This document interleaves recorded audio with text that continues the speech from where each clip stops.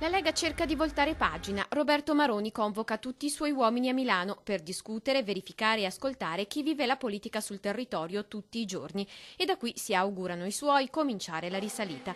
All'indomani della sconfitta elettorale alle ultime amministrative in piazze importanti come Treviso e Vicenza, in pieno caos tra dichiarazioni shock ed espulsioni, la Lega si interroga e lo fa con tutti i parlamentari, i consiglieri regionali, i segretari provinciali. Bisogna capire da dove ripartire e secondo me e secondo noi bisogna ripartire da azioni fondanti dal territorio, quindi da azioni dalla Regione Veneto anche, perché no, e dai nostri amministratori locali che sono comunque la punta di diamante. La Lega cerca una nuova strada e forse un nuovo simbolo, visto che commissiona uno studio sul posizionamento d'immagine del proprio marchio, quell'Alberto da Giussano da sempre orgogliosamente esibito. È davvero finita un'epoca. Il concetto che il leghismo sopravvive a tutto, anche alla Lega, che la questione del Nord è una questione cogente, che le partite sono chiare. Servono delle proposte ed è giusto che sia il Consiglio nazionale del Veneto, della Liga Veneta, che poi farà delle proposte a livello centrale. E Flavio Tosi potrebbe proprio essere il nuovo. Maroni lo vuole promuovere a segretario federale anche senza congresso.